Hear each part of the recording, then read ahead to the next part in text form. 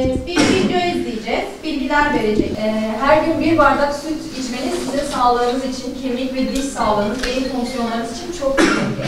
O yüzden her gün bir bardak süt içmenizi... Tüm bulunmadığı bir ülke varmış. Bu ülkede hep hastalık var.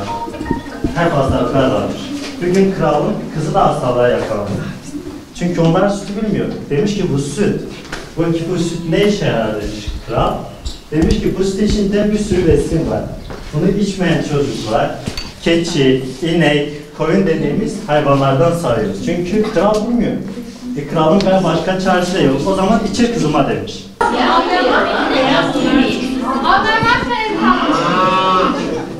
Bunlar da ayaklarım. Her yere yürüyerek giderim.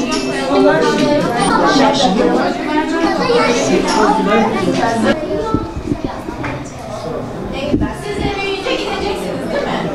Bilgilendirme yapmak istedik ve süt dağıtacağız. Süt şişelerinde de yapılıyor biliyor musunuz?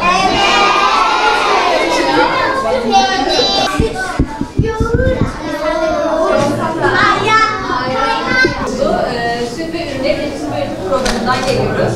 Arkadaşlarınızla bir süt günü varmış. Demek ki süt ne kadar önemli değil mi? Evet.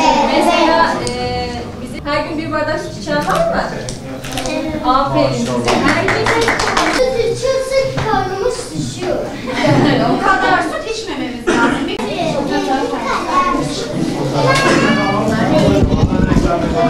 Mesela dedelerimizin dizleri ağrıyor değil mi? Yürüyemiyorlar. Dünya Süt Günü. Bugün Dünya Süt Günü. Herkes iyi süt içsin. Ağaca süt içiyor musunuz? Seviyor musun? Evet. Teşekkür ederim. Abi merhaba, benim adım Ali Emre. Abi size çok teşekkür ederim. Buraya geldiğiniz için çok memnun olduk. Güzeldi. Mesela güzeldi. Sütü de severim. Güzeldi. Biz hocalarımıza ve öğrenci arkadaşlarımıza çok teşekkür ederiz. Bugün 1 Haziran Dünya Süt Günü aracılığıyla bizi ziyarete geldiler. Kendilerine hem bize dağıtmış oldukları sütler için hem de yaptıkları çalışmalardan ötürü teşekkürlerimizi sunuyoruz. Ve bu günü de sizlerle paylaşmak istedik çocuklar. Öncelikle hocalarımıza bizleri burada ağırladıkları için çok teşekkür ederiz. Sonra sizlere teşekkür ederiz bizleri can kulağıyla dinlediğiniz için. İnşallah hepimiz için güzel bir gün olmuştur. Bizler sizleri tanıdığımız için çok mutlu olduk.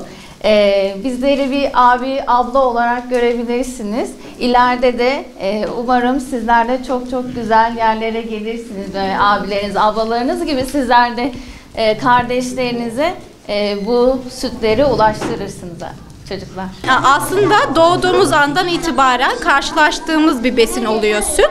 Bu nedenle mucizevi bir gıda olarak tanımlayabiliriz sütü.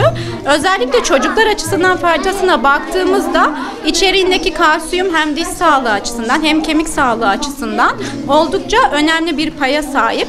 Ek olarak B vitamini, B2, B12 vitamini gibi vitaminlerce de zengin. 1 Haziran Dünya Süt Günü'nün önemi de şu şekilde: sütün faydalarını, sütün üretimini, süt ürünlerinin üretimini, tanıtımını, bu üretimin sürekliliğinin desteklenmesini sağlamak amacıyla her yıl dünyada 1 Haziran gününde kutlanıyor.